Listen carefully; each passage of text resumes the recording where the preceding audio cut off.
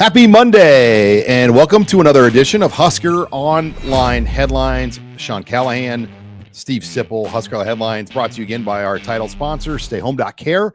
They offer many of the same types of personalized care you might find in a nursing home, right in the comfort of your home, whether your loved one is young or old, living with a disability, or recovering from surgery, or simply needs extra help when they're sick. StayHome.Care provides consistent, compassionate support from personal care and companionship to daily tasks like laundry, meal prep, and assistance with appointments or outings. We are here for you and your loved ones when you need somebody and you can't be there.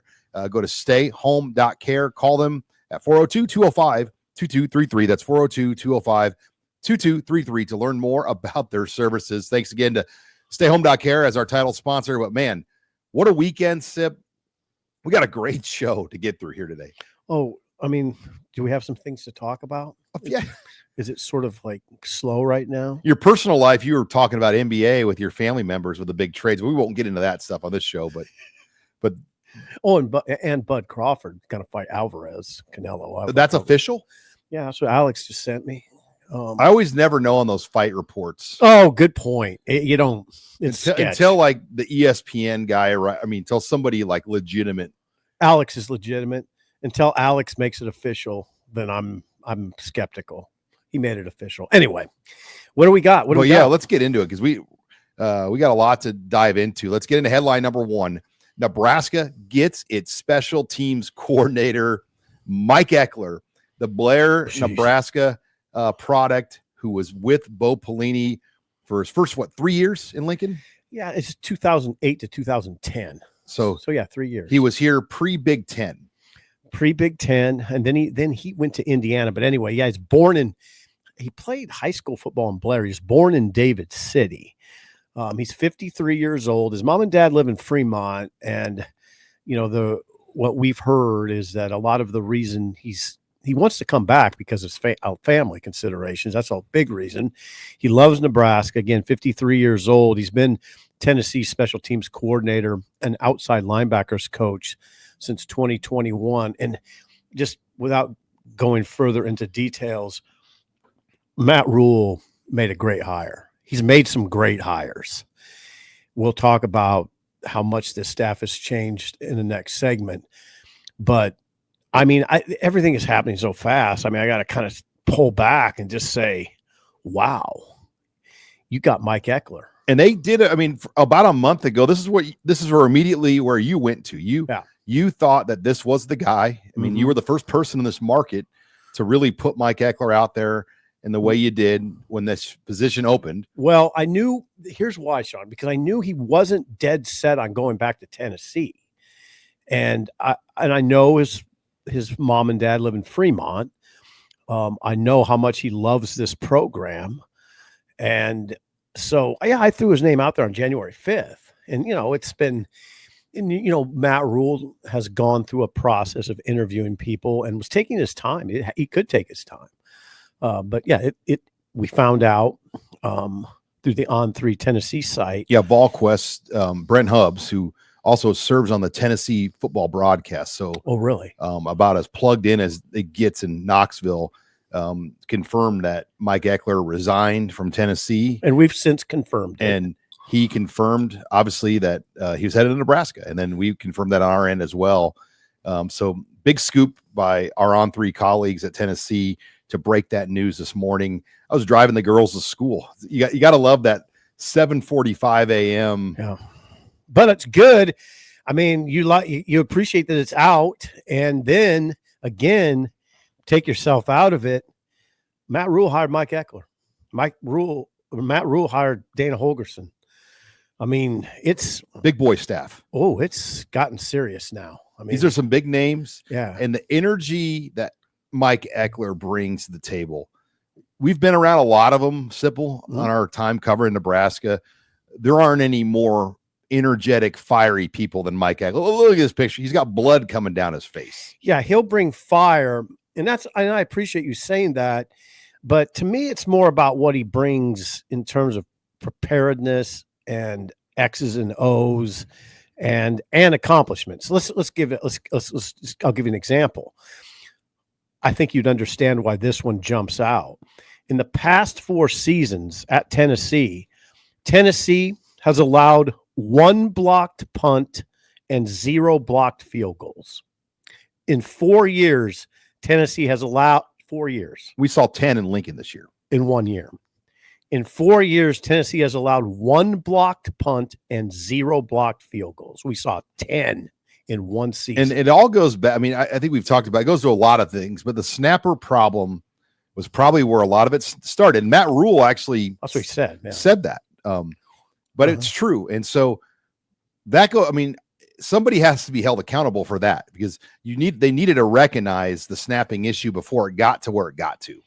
Absolutely. And then, as VolQuest reported, this season, Tennessee averaged 16 yards per punt return.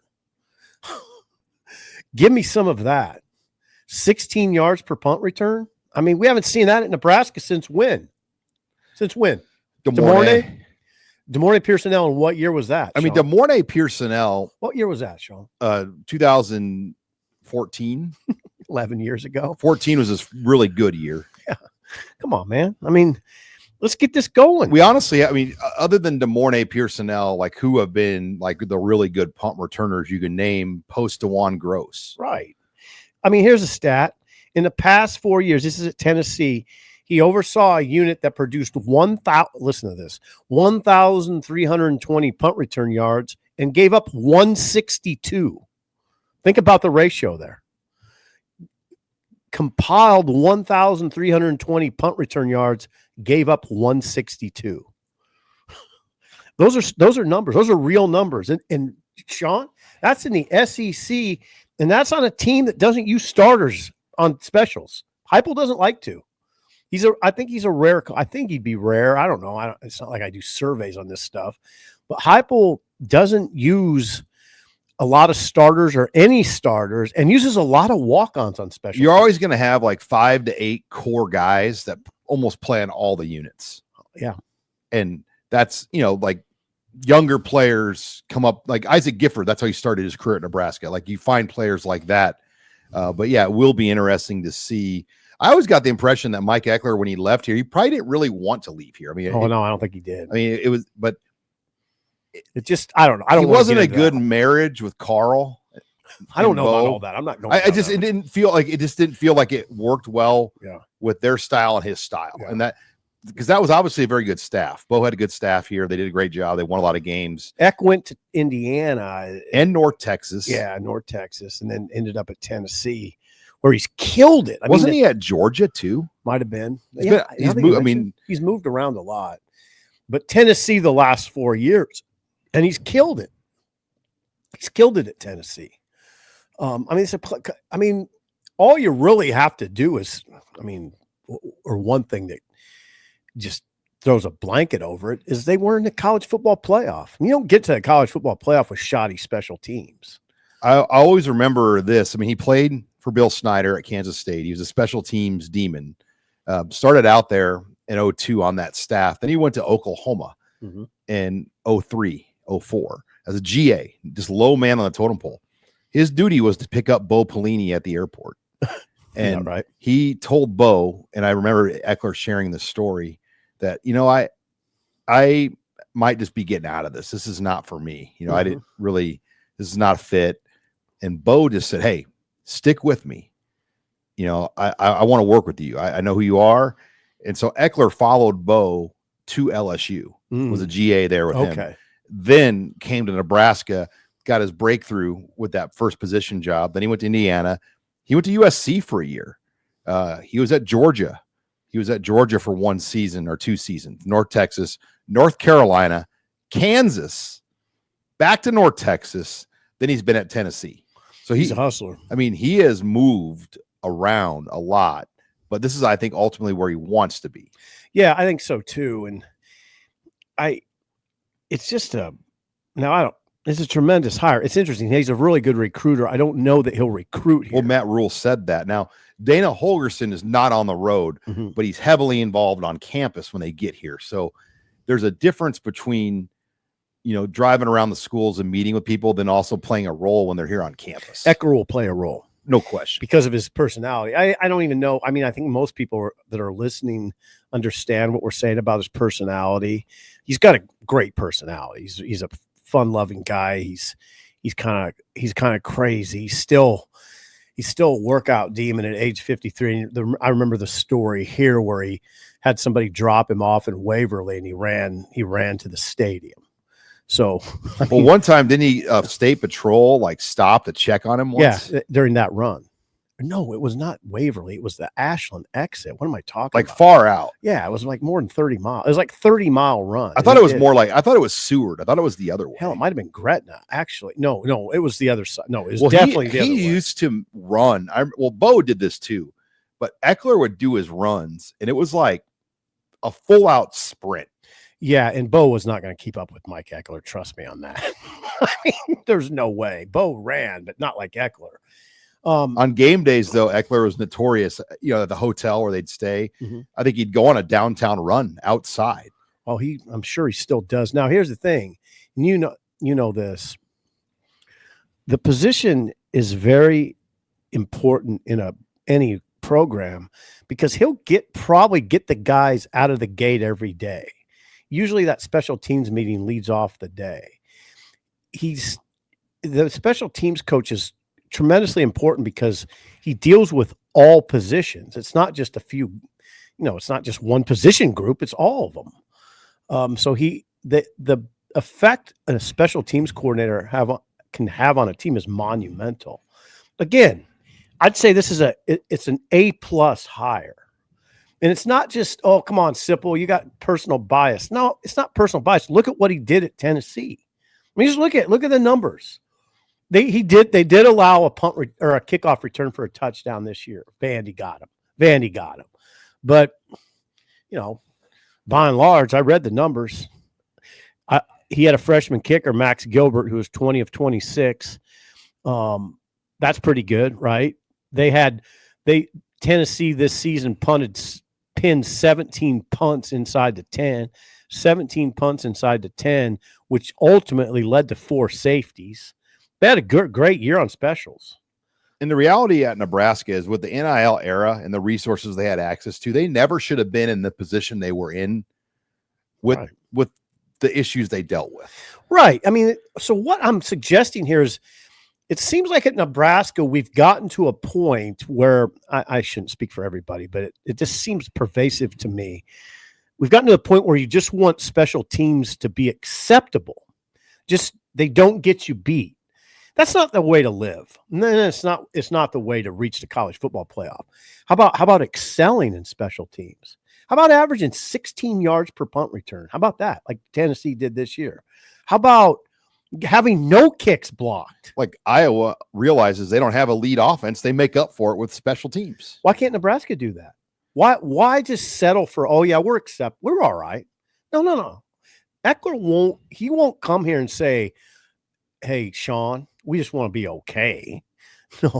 No, he'll come here saying, we want to be the best in the country is what Ekeler will. I guarantee you, when he speaks to the media for the first time, one of the things he'll say is, we want to be the special team. We want to be the best special teams in the nation, and we will be the best special teams in the nation. All right. Well, let's before we go to headline 2, HuskerOnline Headlines again brought to you by our title sponsor, StayHome.Care. Give them a call at 402-205-2233. Learn more about all the services they can provide for you. They are there for you to help you with the loved ones in your life. We're also brought to you by Public Rec. If you're not familiar with Public Rec, great high quality men's, women's leisure wear. You can go on the website. Lots of options in pants, polo shirts, shorts, sweatshirts, all different colors, all different styles, whether it's stuff you want to wear to work or just stuff you want to wear around on the weekends. Public Rec has you covered and lots of quarter zip options, sweatshirts, you name it. Love the colors they provide. Simple, clean, nice looking apparel. And we're going to give you 20% off at Public Rec. All you have to do is use the promo code Husker at publicrec.com. Again, that promo code is Husker. You want to go to publicrec.com. It's actually publicrec.com/Husker, excuse me, not a promo code, but publicrec.com/Husker. And that will get you 20% off that order. Thank you again to Public Rec for sponsors here on the Husker Online Show. All right, I want to pull this up here because when you look at the staff now for Nebraska, headline number 2 for Nebraska here on the show, Ekeler hire caps off major changes to Matt Rule's coaching staff. And I had Megan pull my post up on the Red Sea Scrolls. Only 4 of Matt Rule's coaching staff members are in their original positions they started out in 2024. So here's a breakdown, Sip, of the staff. Dana Holgerson, hired in November to take over as the OC from Marcus Satterfield. Glenn Thomas, same position. Dykeel Shorts, hired in December, took over for Garrett McGuire. EJ Barthel, same position. Donovan Raiola, same position. Marcus Satterfield left OC to be the tight ends coach. John Butler, DC, took over for Tony White. Terry Braden took over for Terrence Knighton as the D-line coach. Phil Simpson, hired from Florida State as the edge coach. Rob Dvorak, same position. Addison Williams comes in as the new DBs coach to replace Tony Butler, who replaced Evan Cooper from the summer. Then associate head coach Phil Snow is a new position added to the staff. And now Mike Ekeler replaces Ed Foley. Wow. That is wow. Rule went to work. I mean, this is a mega change. This is a column. I mean, it's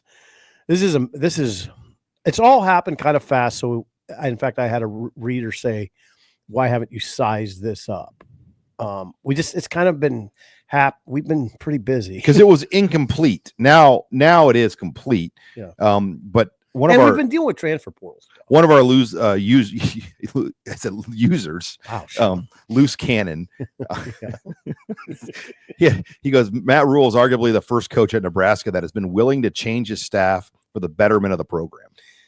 That's a good way to look at it. College football has changed a lot, even since when Callahan, Pelini, and Riley were here. But Rule has shown that he is doing different things to try to make it work, which is awesome. I mean, it's an interesting conversation. I mean, some of it is, listen, Holgerson, if you just look at Holgerson, Sean, there was a willingness to change. There's also a need. I mean, I guess what am I getting at, Sean? There's a little pressure, right? There was a little pressure. I like the way the user put it, but let's face it. There was some pressure to change. When they lost, stand pat. When they lost to UCLA, yeah, they were staring at no bowl game because they were going to have to beat either Wisconsin or Iowa, who they had only beaten like one time combined in like the last 8 years. And you know what no bowl game is? For 2 years in a row. It's trouble. With a stadium project that right. Troy Dannon is trying to raise hundreds of millions of dollars for. Mm-hmm. They pulled out the Wisconsin win, but you could argue that Holgerson's touch on the offense is what was the difference. Maybe. The execution and the rhythm of the offense. The way they put together the best numbers that anyone did all year on Wisconsin's defense, who the week before only allowed 16 points against Oregon. Yeah, I mean, I'm not saying no. They weren't doing that. I'm not quite as resounding as you because it didn't like they piled up numbers against Iowa. They scored 10 points. They moved the ball. Yeah, I mean, 10. When guys drop passes, though, right. But no, I'm not.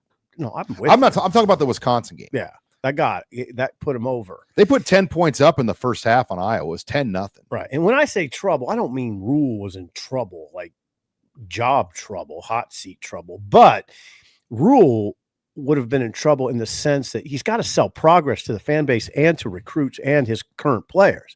He's got to sell progress all the time, right? I got to sell progress to the current guys on my roster. I got to sell progress to the fan base. I got to sell progress to my AD who's going out and trying to do this stadium project. I got to sell project to the media.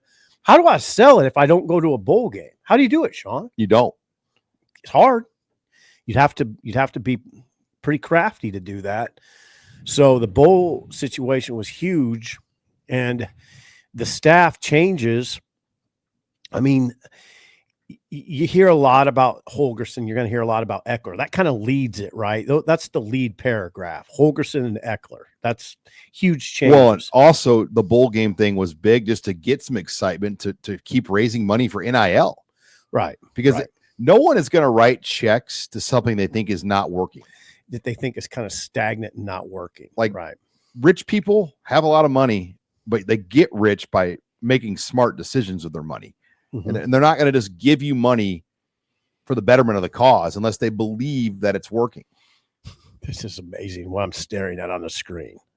Those changes are monumental. And John Butler taking over as the DC for Tony White. That's big too. I mean, obviously, Sean, clean sweep on the coordinators. 3 new coordinators.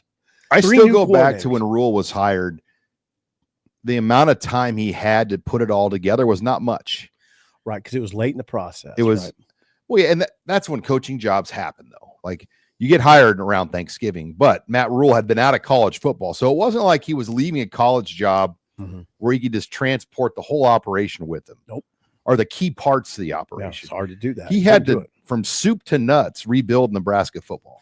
And I think there was probably some hires that he might not, well, I mean, they wouldn't have maybe made. I mean, they've cleared out there's been a lot of movement. I mean, not just coaching movement, but personnel and support, recruiting staff. I mean, I think he had to learn what works here. Some things that he thought might have worked didn't work. And to his credit, he makes the tough call. You can tell that. He's not afraid. He does. And listen, these are pretty ambitious. Like, going to get Holgorsen was pretty ambitious. And you went and hired a guy in Holgorsen who for 13 years was a head coach. He went and hired a guy in Holgorsen who will challenge him. I mean, not all head coaches want to be challenged much, but Holgorsen. John Butler strikes me as one, too, that will challenge Rule. Yeah. I like that. I like the personality. Come on, we know what Holgorsen's about. We very much know what Ekeler's about. We get a good sense of what Butler's about, and they're all alphas. They're all tough dudes. They're all, I think this staff looks fabulous. In fact, I would think other Big Ten teams are watching this and going, oh boy. Well, and Addison Williams, he was the best recruiter at UCF for Gus Malzahn, the best guy. He's made an impact already in recruiting. We have it in Phil Simpson. We already know what he can do in Florida. Terry Braden, I'm really intrigued, but people forget about Jamar Mosey. Yeah, no, I don't. What he brought to this program, right? In essentially, that was the best $200,000 Matt Rule spent. Yeah, this staff, I'm telling you, I would think now. Maybe I'm out over my skis and thinking other Big Ten teams are watching this and going, "Wait a second, really? They hire Holgorsen and Ekeler? Really? I mean, those are names that people know in the college football world, particularly Holgorsen. Well, and let's not forget about Phil Snow. Yeah. Wow. I mean, I don't even know what to think right now. Well, that takes us but I'll tell you this. If you're a Nebraska fan, I think you got to be excited right now. Arrowhead. I can't wait. Oh, yeah. Arrowhead's going to be it better be sold out. Yeah. I mean, the only thing that works against that Thursday night. No, Cincinnati's not very good. They haven't been very good. I mean, Scott Satterfield is their coach. No relation. No, I think he's 8-16, Sean. He went 5-7. He does return a good quarterback, though. Yeah. So if it was I would say sell out with a little bit more confidence if it was a better opponent. Not that Cincinnati fans watching, if they're watching, are going, oh, yeah, well, you guys are really great, too. But, it's Nebraska's basically their home turf. Nebraska draws a television rating, and they don't. Nebraska's a better draw. Right. But I think looking at the last time I looked at the Ticketmaster map, I bet 75-80% are sold already. So just a good sign. There's just some top uppers. But there'll be a lot of, trust me, it's going to be a summer of off-season national championship. Yeah, we got to get those T-shirts. We got people. What's funny is people will buy them.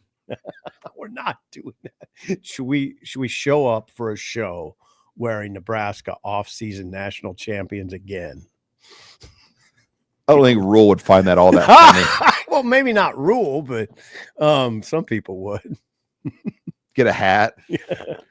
Off-season Okay. national champion. Before we go to headline number 3, again, HuskerOnline Headlines is brought to you by our title sponsor, StayHome.Care. Learn more about their services at 402-205-2233. Our heart is with you because we put our heart in everything we do. Your home, our care. StayHome.Care. Headline number 3. Offensive lineman Rocco Spindler is the final cherry on top of a very impressive transfer portal class. And usually this probably would have been our number 1 headline. Yeah. But the breaking news, as you always say, news sells. But Rocco Spindler was yesterday's news on Sunday. Yeah. And man, what a back and forth, because it felt, at least on Saturday, Nebraska might be on the outside looking in. In this, Mark Spindler's words to you, that there was an offer on the table from one particular school of $1.5 million offers for his son. More than one. And he didn't insinuate Nebraska made. So, he's coming to Nebraska for a significant NIL package, but probably he took less money to come here. Seems like it. Seemed that way, at least. This is what Mark said. Now Mark is a 50-something-year-old father who played for the Detroit Lions. He did talk radio in Detroit for several years and is very proud of that. But he said this, Sean. This is a direct quote from Mark Spindler.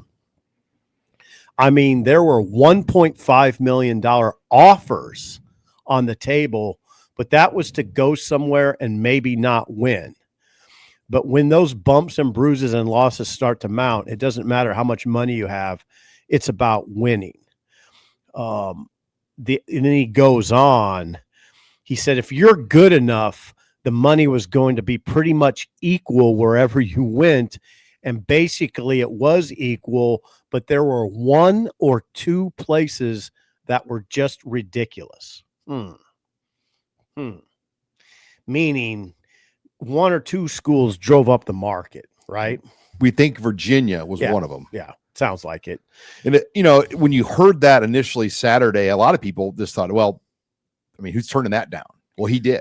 Yeah. And what his dad said was, I would say Nebraska was, this is what Mark Spindler, I would say Nebraska was extremely, extremely competitive with everyone else that was out there. So he's making $1 million plus. And you wrote this, it's safe to assume that between Elijah Pritchett and Rocco Spindler, an Alabama starting right tackle and a Notre Dame starting right guard, Nebraska's invested over $2 million in these 2 players. Easily.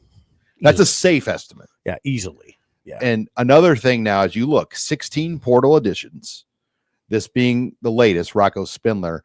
I wrote today on the rundown, you can conservatively estimate that there are 9 starters in that 16 right now. Ooh.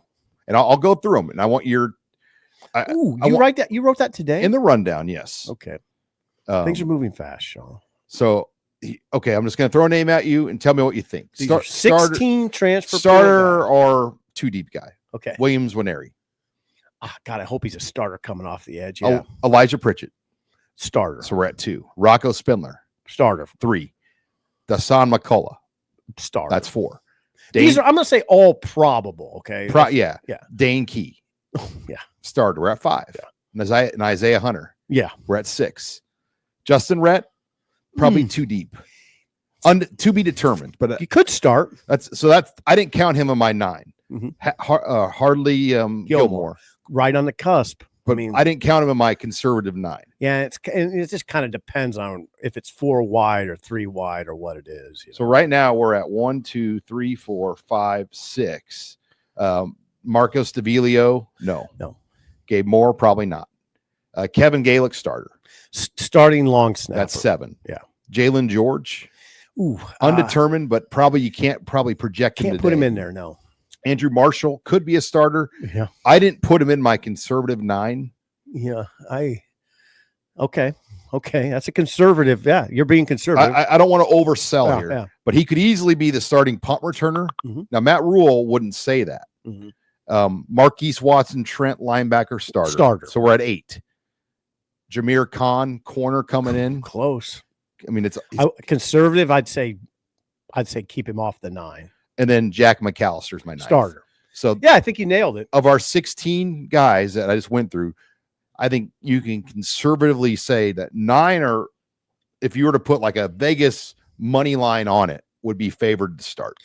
Isn't that interesting when if you just, like I always say, pull back, everything moves fast and you got to kind of stop sometimes and pull back. That's 9 new faces that could be on that field at Arrowhead to start the season. In a long snapper and a punter as 2 of the 9. Yeah. That's still though. Okay. 7. I mean, that's still a lot. That's a lot. And you know what? That's probably, that's college football now. I mean, it's happening all over. That's over 25% of your starting 22. It's happening in a lot of places. That's 30. That'd be like 33%. Yeah. 1/3 of your starting 22, I think you can conservatively say, will be new starters. And then you can take that conversation a step further by saying, who are the impact guy? Who's the impact? I mean, where you hope Winery, like for instance, is impact. Pritchett, Spindler, Key. Yeah. But, Key. I mean, Nebraska's been down this road with transfer receivers several times now where they come in, Samori Toure, right? James Palmer. Who else, Sean? Transfer receiver. Samori Toure, James Palmer. Billy Kemp. Am I missing one? Well, then last year's guys. Yeah. I mean, they've basically had a portal receiver lead them. The high school recruiting and development and evaluations over the last 8 years at receiver have been atrocious, to the point where they had a high round draft pick in Wandale Robinson and they tried to play him at running back. They had a high round draft pick in Luke McCaffrey and they kept him at quarterback. Now he's playing receiver in the NFL. I don't even know what to say sometimes, but yeah, you hope Dane Key's like Samori. What if Dane Key's like Samori Toure or James Palmer? He led Kentucky in receiving, and Isaiah Hunter led Cal in receiving. What if you have that? What if you have a James Palmer and a Samori Toure? I mean, Samori Toure averaged 19 plus a catch, Sean. James Palmer was one of the best deep threats I've ever seen at Nebraska. Oh, he might have been the best deep threat, right? That Purdue game, and even what he did to Iowa, like, it was ridiculous. I mean, Iowa had NFL DBs, and he just ran by them. Yeah, that was a case. And there weren't a lot of them where I'd give that OC Mark Whipple. I'd give Whipple kudos. I mean, what a game plan. What an aggressive game plan. We're going after Iowa. They don't allow deep ball. Oh, yeah, we're still going after them. Yeah, he knew how to get the free release. It's an understatement. I mean, when Trey Palmer got off the line free like that, you're not running with him. Good night. But yeah, it's going to be interesting to see. And, we're not going to get a spring game. And so you won't see these guys, which, Nebraska's invested a lot into these players. And there's a lot of theories on why you don't want the game on TV. But, one coach out there referred to a spring game on TV like a home shopping network where coaches can zoom in. Well, Rule on Saturday said, why showcase our guys? Why do that? And I know the portal closes, but as we know, there's ways around it now. That Wisconsin guy left Wisconsin when the portal closed and went to Miami. It's kind of a sad state of affairs, actually. Now, going back to something that's not a sad state of affairs, Brian Munson talked to Rocco Spindler last night.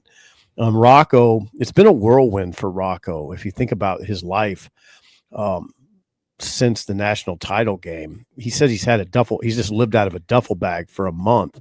But this is what Brian wrote, he will be available for spring practices and should be enrolled in starting classes this week. So he's basically on his way. So it's really exciting. It's really exciting news. And the offensive line looks like it could be a strength. And that takes us to headline number 4. Again, we're brought to you by our title sponsor, StayHome.Care.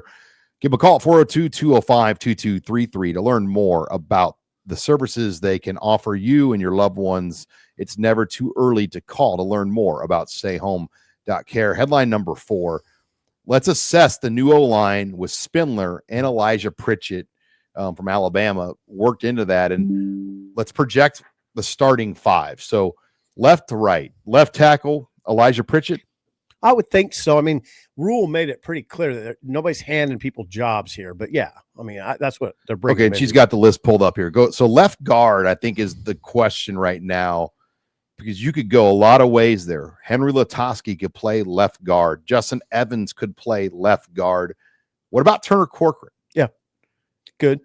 Now, He can play inside. Corcoran's valuable because he can play any of the positions. Tackle, center, guard. Now, center, I would say that's another one you could look at. You've got Justin Evans, probably I would call the favorite. Sam Sledge, kind of a more of a dark horse, but Corcoran could also be a center. Yeah, I would think those were the guys that Rule. I mean, Rule definitely mentioned Sledge and Evans. Evans could move in there and play it. The way I see it, Sean, going left to right, Pritchett, left tackle, Lutovsky, left guard, Evans, center, Spindler, right guard, then the right tackles. Between Corcoran, Gatula, or Prohaska. Yeah. And so you're in pretty good shape. Now, somebody threw this one out at me is don't sleep on Lutovsky as a right tackle. Okay. He can play that too. I like him. He's a big physical bear. I mean, he's a bear. He's a bear. So the job now for Donovan Raiola is who is the best combination? I mean, you got to figure it out. Yeah, 100. But I like what he has to work with. He's got options. And we had said, Sean, I'm sorry to interrupt you. We said all along, or I said all along, they needed two. They needed to bring in two, not one, two. And they've invested over $2 million to do it. That's what you got to do. The market got driven up. The market got driven up on Spindler. Is what it is. Guess what? It's not going down ever either.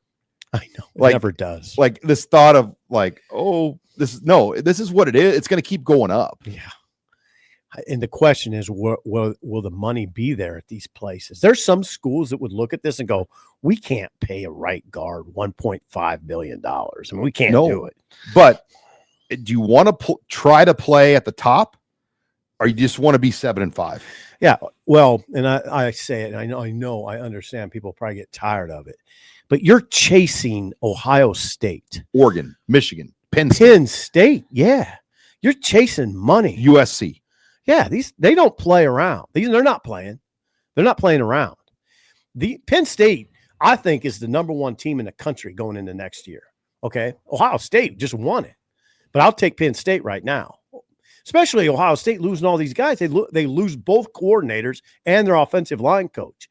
It would be like Nebraska back in the day losing Charlie McBride, Frank Solich, and their Milt Tenniper, and their quarterback, and Milt Tenniper. It would have been like Nebraska losing Charlie McBride, Milt Tenniper, and Frank Solich. It would have in '98. Yeah, people would have wept here. So what's Ohio State going to be like now? They lost all those guys. I mean, I'm putting Penn State number one. Put Penn State number one. Yeah, if you're trying to compete at this level of the league, though, you got to pay. And Nebraska's made a statement between what they've done on the coaching staff and what they've done in the portal with some of these acquisitions. Iowa's not trying to do that. Wisconsin's not doing that. Minnesota's not doing that. Doesn't seem like it. Illinois is not doing it at that level. No. I mean, Nebraska has stepped it up to try to compete.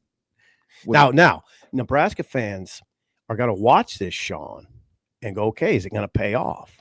And the cynical, beaten down fan is going to say, you got to prove it to me. And that's the right approach, because we've been there, done that with getting excited about portal acquisitions. But Nebraska's had some huge wins in the portal. Huge. They have. And I'm not cynical about this part of it. I'm not cynical about this. They're trying, right? I'm not cynical about that. I give Matt Rule a ton of credit for what he's doing here. Now, you want to see it pay off, but if it doesn't pay off, it's not for lack of trying. It's not for lack of, Sean, you know how this went with Spindler. It was not easy for Nebraska. Like you said, they looked out of it. They kept coming. They didn't go away. They just didn't say, okay, we'll go somewhere else. No, it's not, they didn't lose Shaez Pete. They didn't lose Isaiah World. They didn't lose that Famoa, whatever his name is, for lack of trying. And we'll never know the full financials, but just my feel is whatever the 14 or 15 million that they get with the in-house rev share, Nebraska, they've gone beyond that number. and they've, that's where 1890 and boosters have had to come in. Mm-hmm. I mean, they've taken their NIL from here to here to here. Mm-hmm. I mean, it's ramped up quickly. I mean, I think some of it, I don't know that Matt would ever. Okay, I'm not even going to I'm just going to say it this way. I kind of hope what it is Rule has assessed the landscape, Michigan, Penn State, Oregon, Ohio State, and said, we can't allow ourselves to be happy with being in the middle of the pack. We can't allow ourselves just to be happy with the 7 and 8 win teams, because if you settle into that mindset, that's where you'll stay. We have to play with these big guys now. Oh, and guess who also didn't come here to win 7 games? Dana Holgerson. Dylan Raiola. Oh, yeah, thank you. We shouldn't forget the quarterback. And I think you have this quarterback for at least 2 more years. Mm-hmm. And you better do something with it. Well, I mean, the Raiola family, I guarantee you, is all about not playing in the Gator Bowl. They're all about playing in the college football playoff. That's what I mean. Dominic Raiola is one of the most fiery competitors I've ever been around, that I've ever seen play for Nebraska, I've ever spoken to. It's every day you compete. And no, you're 100% right. They didn't come here to win 7 games and 8 games. They came here to win 10, 11, 12. And guess what teams have the players drafted high? The good teams. Yeah. 100. Not a bunch of day 3 picks. I mean, no. Nebraska needs to get itself back up to where they have more, and they're going to have a better draft this year. What Rule is doing is going to lead to that, it looks like. I mean, that's what it looks like. All right, final headline again. We're brought to you by StayHome.Care, a title sponsor. Call them. It's never too early to learn about the services they can provide. They can everything from rides. If you're coming off a surgery, you need somebody to stay with you. They can help you or your loved ones. Learn about their services at 402-205-2233. Again, that's 402-205-2233. Thank you to StayHome.Care. Okay, final headline, odds and ends. Lost in the headlines was Nebraska basketball. How about Fred Hoiberg's finally team? Getting to that. They go into Oregon and win 77-71. They beat not one Stephen M. Sipple, 2 ranked teams, 2 top 20 teams in the same freaking week. Okay, there's a lot of interesting conversations to be had. I mean, I want to start by saying Bryce Williams and Juwan Gary were fabulous. Williams 28 points, Gary 23. I don't know. Did you watch the game? Oh yeah, every bit of it. Okay, now this is what occurred to me this morning. Remove all context. Just the game, the game was played in a bubble. You didn't know anything about Oregon's past. You didn't know Oregon in 2017 won 33 games. You didn't know about Dana Altman's past. You didn't know they were ranked 16th or whatever the hell they were ranked. And they have a bunch of 5-star type guys. You didn't know anything about that. You didn't know that Nebraska just recently lost 6 straight games. This is what I would say, Sean. If you didn't know any of that stuff and you just dropped into your living room and was watching that game, I would say Nebraska was the better team. They're better. Oregon didn't have a guy like Bryce Williams. Nebraska plays better defense than Oregon. Oregon's defense is trouble right now. They're breaking down. They've lost 3 straight. They're going to play Michigan State. They're staring at a 5-game losing streak. They're 5-6 with like 8 quad 1 wins or something. Yeah. I'm not diminishing the win by Nebraska. What I'm saying is Nebraska. I think some of the confusion in the fan base for Nebraska was this team's pretty good. How have they lost 6 straight? But that now they beat a good Illinois. The effort was there. The defense was back. Really good. And really the defense is how they create, where you heard the announcer say when Oregon was not able to reset their defense and calls off made baskets. Yeah, the press. They're not the same team. And Nebraska's defense didn't allow them to reset into their presses. And I watched Dana Altman a lot at Creighton. His 3-quarter court press that he runs is legendary. He's been running those since he was in Omaha in 1993. I see what you're saying. Now, even in those moments when Oregon was able to set its press, Nebraska attacked it. And as the analyst Don McLean pointed out, They didn't just attack it to get the ball up the court. They attacked it to score.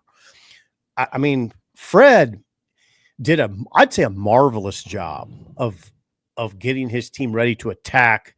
What you've said is it can be a very complicated press because it's not the same thing all the time. They show you different looks, but whatever look Oregon showed, Nebraska attacked it and often scored.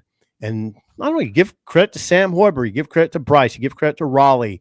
I shouldn't start naming guys because you just end up missing somebody. Andrew Morgan. Yeah, mainly the guards, though. The guards are, but you get it in the middle of the floor. Here's the thing: you get it in the middle of the floor to Burke.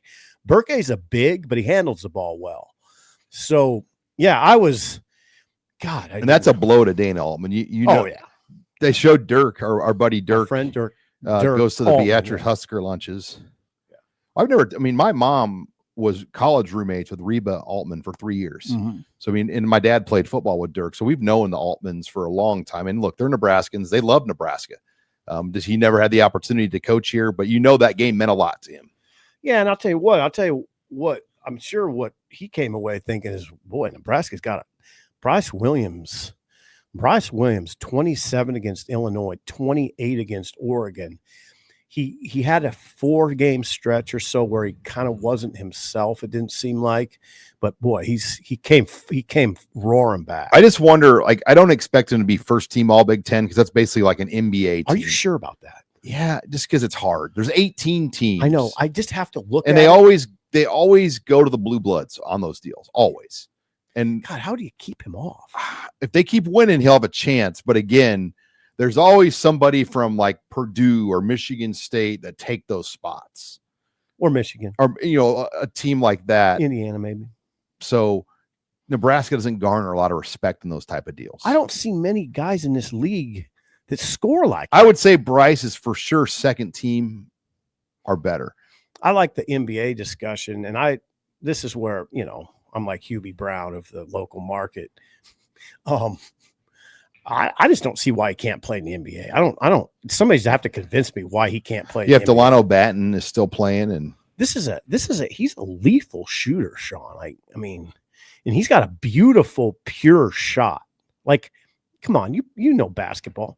His shot is so pure. Like, if he gets a look, you can about count on it. And pure shot. Okay, how about backing it up, Sean? 90% free throw shooter. He shoots 90% from the line. That's pure. That's purity. And Gary attacking the basket.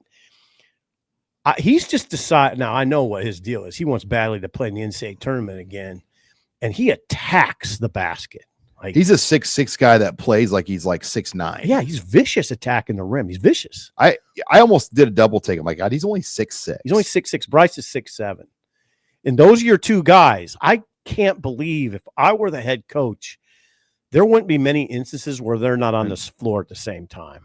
All right. I want to move on odds and ends. I want to hit on facilities because this weekend, Nebraska hosted a number of recruits on the big junior day. And this is really the first opportunity that they've had to showcase the full facilities. They've shown pictures and been able to show people tours, but the training table, the last piece of it, was not open, for example, until August. And some of the other things weren't open until later in the summer. Yeah. And now they can fully showcase that. And it's made an impact. The recruits and the transfers like Rocco Spindler that we've talked to, there's nothing like it. And did Mark Spindler say, I think the challenge is just getting people in the door. He did say that. Yeah. He says exactly that. He had a great quote, though. He said, this is Mark Spindler, Rocco's dad. I know a couple $100 million is a lot of money, but to do it the way they did it, hell, I think it should be a tourist attraction. I thought that was really funny. He thinks it should be a tourist attraction. He was blown away by it. He said, I can't believe what I saw. I do think it matters. Let's put it this way, Sean, if you had a boy that was being recruited by Nebraska and you came to Lincoln and you sight unseen, you've never seen it before, and you've been in there and they walked you through that, come on, you'd be really impressed. There's not 10 places that are better than that. Well, there was a picture I saw of like Dane Key I mean, I should say this. It's a top 10 facility. Dana Holgerson, and they were doing like they do these cooking demonstrations with these chefs, and he had like filet mignons and all this stuff cooking. I mean, just the amenities and the things that these kids will get here, the locker rooms, the weight room. They live like kings. Then they're paid like kings. They're paid like kings. They live like kings. It's no wonder they don't want to leave anymore. You know what I mean? Singleton's coming back. Javen Wright's coming back. I think, Sean, I can say this. There's nobody on the 105 that'll make less than $100,000 a year, right? Oh, God, I would hate to say that. Okay. I think you're Mike crossing the line. Yeah, I think you're getting out of your skis there, because there are going to be some players that might just get tuition covered. Oh, like okay. Not everyone's going to get full payment. Okay. I think there's different. I think you spoke out of term. I would hate. All right. My bad. How about 50 guys making $100,000? Again, I don't want to say that. How about 30? I don't want to mislead our listeners here. Okay. Because I think that's really complicated. Okay. Because some of the money that these guys get out of that rev share, they may not be a scholarship guy, but that amount of money might go to cover their scholarship. That might go to cover their rent. I mean, I think there's going to be different levels of how these guys are paid. Okay. So my bad. Yeah. 105. I don't think they want to go that way. I think when you start to try to equal it out to that level at that much money, then you don't have as much money to pay the big dogs. The big dogs, yeah. And you got to pay somebody $2 million. I mean, Nebraska has to have money to pay the big dudes. Yeah. Okay. But you obviously take care of your roster. But I think to say 105 guys are over six figures would be out over my skis. I mean, it could be there someday, but I don't know if that's the case. Money being thrown around. How about Chip Kelly making $6 million a year to be the offensive coordinator for the Raiders? Teaming up with Pete Carroll, and they're going to go back at it with Jim Harbaugh, with Andy Reid and Mahomes and Sean Payton. I mean, how about the AFC West? That's amazing. That's an amazing hire by the Raiders to go get Chip Kelly. To go with Pete Carroll. That's big boy stuff there. Yeah. $6 million a year. The hidden thing in this discussion is how much the NFL is paying assistants a lot of money now. And it sort of goes under the radar. Nobody talks about it. They don't report on assistant contracts. It doesn't really get shared. I know an assistant who's a passing game coordinator who I just mentioned to him one time. I don't know, would you ever think about being Nebraska's OC? And he goes, how much would they pay? I said, you get a raise. You make 1.3 or so. He goes, no. He goes, that's not a raise. I'd need more than that. I say, wait a second. You're a passing game coordinator and you would need more than 1.3? He goes, well, yes, I'm making more than 1.3. Passing game coordinator, not the offensive coordinator. He's making over 1.3. All right. Back to Matt Rule, though. We heard from him Saturday. We haven't talked about that. Over 30 minutes with Matt Rule, and that was our first opportunity to talk to him since the bowl game. But, I mean, we kind of hit on some of the main issues he's talked about, particularly with the roster and some of the stuff moving forward. But the coaching staff will get a couple weeks off here. Matt drills will not start until 2 weeks from basically today. Okay, Matt drills. You're going through the old notebook there? Well, I just want to see what caught your fancy from Matt's appearance. God, so much has happened since Saturday. I have to go back. I thought one thing that was kind of a hidden piece of interesting information was that Phil Snow led those interviews with special teams coordinator candidates, Rule in the room. But that gives you an idea of Phil Snow's clout, right?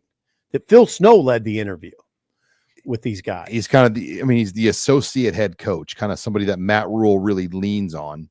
Right. He talked about some injuries. Demetrius Bell is a little behind, but he expects him to be full go for the summer. Demetrius Bell, of course, not the spring. It doesn't sound like it.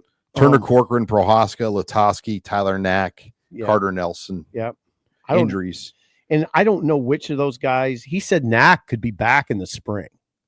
Now, not all of them, though. I don't think Gunner, you'd say, would be available. Corcoran had hamstring surgery. Would you say Gunner won't be available in the spring? No, shoulders take a while. Latowski? Same deal. I don't think he'll be back for the spring either. Carter Nelson, definitely not. Definitely not Carter Nelson. Say Gunner, no-go spring. Latowski, no-go spring. Carter Nelson, no-go spring.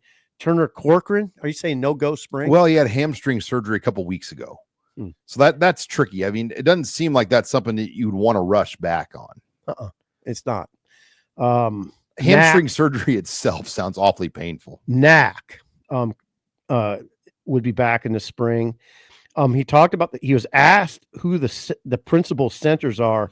We left out a name earlier: Sam Sledge, Justin Evans, and Shake Shack. Jason Machacek. Yeah, so he's in. But this is pre Rocco Spindler. Like, oh, that's true. They couldn't really address Rocco Spindler because he hadn't committed yet. That's true. So some of the storylines that came out of Saturday have already closed between the special teams coordinator and Rocco Spindler. Good point. They closed. Boy, what a weekend. What a weekend. God. I mean, and Monday we'll include Monday in that discussion. But Sunday was big. I mean, getting Spindler and then closing the deal on Ekeler. Oh. It's funny too, because like Saturday night was just so quiet. Mm-hmm. I'm like, God, we're officially in the there's not a lot going on anymore. Well, besides the recruits leaving that day, but then Sunday it just ramped back up again. Yeah, it did. And it's really interesting. I talking to Mark Spindler, he really was interesting. Like, one of the things he was saying was this dinner. He was so impressed at this dinner they had and it was Donovan at Casa Bovina. I think it was Casa Bovina, not Aragon. Yeah, he didn't say Casa Bovina, but the way he described it was a steakhouse. Aragon's not a steakhouse, right? They have steaks there, but yeah. I think Sean, I'm going to try to find out if it was Casa Bovina, but Julie was there, Matt Rule's wife, Donovan, probably a few other people, but he just said that Rule. Oh, I'll tell you what was interesting. I said to Mark, Rule's quite a salesman, isn't he? Mark is a very forward, like I said, he was a talk radio guy in Detroit. He said, no, I disagree with you. He's not a salesman. He's real. He's very genuine. Salesmen aren't always real and genuine. It was sort of funny. I just talked to him for the first time. He's like, no, I disagree with you on that. I appreciated that. He said, no, Matt Rule's not a salesman. He's genuine. And that's what we liked about him. Not that salesmen, I just offended a lot of salesmen, I'm afraid. Jake's probably mad at you now. But you see where he's going, right? Yeah, he's real. Yeah. Like, he means what he's selling. Yeah. But look, Rocco is going to be in Nebraska for about 11 months. Yep. And he wants to make the most of it. He wants to get and gosh dang, Rocco comes here and says, I'm here to win a Big Ten title. I mean, they must have assessed it and thought, well, this team's pretty good. Dylan was a big part of that conversation. That Mark Spindler thinks a lot of Dylan. Like, he says, you have a gamer at quarterback, and it's got to be directed properly, developed properly, and that's where Holgerson comes in. But all right, we got 2 more shows this week, so we got a lot more we can hit on. But man, what a weekend! We got all the coverage on HuskerOnline.com. Several different Rocco Spindler articles, including Mark Spindler's interview with Sip, Rocco's interview with Brian Munson. You can find that content only on Husker Online.